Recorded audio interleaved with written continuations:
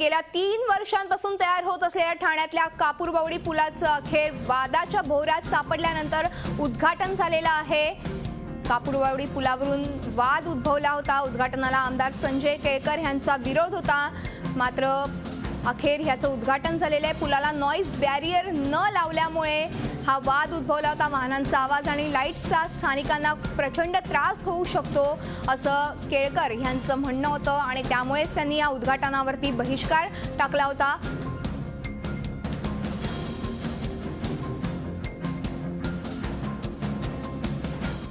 मी स्वतः त्या ठिकाणी बैठक त्यांना घ्यायला सांगितली।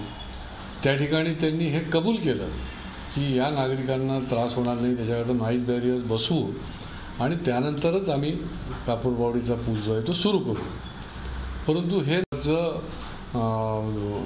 आश्वासन द्यायचं आणि त्याच्या नेमकं उलटं करायचं, याच्या पाठीमागे कोण आहे, कोणाच्या दबावाखाली ही मंडळी हे करतायत? MSRDCच्या अधिकारी, पोल्युशन डिपार्टमेंटचा जो काही रिपोर्ट होता तो रिपोर्ट ठाणे म्युनिसिपल कॉर्पोरेशन ज्यावेळेस आम्ही त्यांना दाखवला, तिथल्याही पोल्युशन डिपार्टमेंटने ॲक्सेप्ट केला की हो तुमचा आता सध्याचाच नॉईज लेवल खूप जास्त असल्यामुळे तिथं नॉईज बॅरियर बसवणं भाग आहे।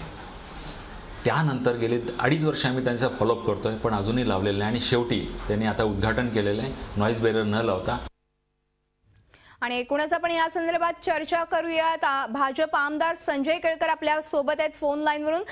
संजयजी, आपण बघतोय की अखेर ह्या पुलाचं उद्घाटन झालेलं आहे। या पुलाच्या उद्घाटनावरती तुम्ही बहिष्कार टाकला होता कारण नॉइज बॅरियर लावले नव्हते आणि त्यामुळे तुम्ही हा बहिष्कार टाकला होता असं समजतंय। काय सांगाल? हे केवळ एकमेव कारण होतं की शिवसेना ह्याचं श्रेय घेते की भाजप ह्याच्यावरनं देखील हा खरं तर वाद आहे? हा कुठल्याही श्रेयाचा प्रश्न नाही। MSRDCचे कार्यकारी संचालक आणि सहसंचालक यांनी नागरिकांच्या, तिथल्या रहिवाशांच्या उपस्थितीत स्पष्टपणे सांगितलं होतं की हे नॉइज बॅरियर्स बसवल्यावरच आम्ही उद्घाटन करू आणि त्यानंतर ही धूळफाई केली गेली, त्यांच्या तोंडाला पानं पुसली गेली आणि रहिवाशांना वेठीस धरून त्या ठिकाणी 5 ते 6 हजार लोक राहतात की ज्यांना हा त्रास सहन करायला लागणार आहे आणि अशा प्रकारचं काम केलं आणि त्यामुळे हा रहिवाशांचा आक्रोश आहे आणि रहिवाशांच्या बाजूने ठामपणे उभं राहण्याचं माझं काम आहे।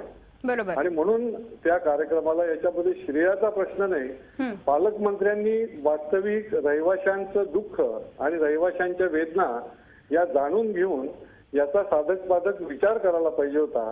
अनायसे इतके दिवस हे लांबलेलंच आहे, तर नॉइज बॅरियर्स लावून हे उद्घाटन केलं असतं तर त्याचं सर्वांनी स्वागत केलं असतं। खरंय।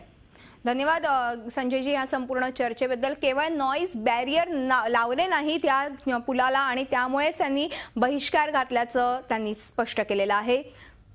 आपण बघतोय की कापूरबावडी या पुलाचं आत्ताच थोड्या वेळापूर्वी उद्घाटन झालेलं आहे। झी 24 तास रहा एक पाऊल पुढे।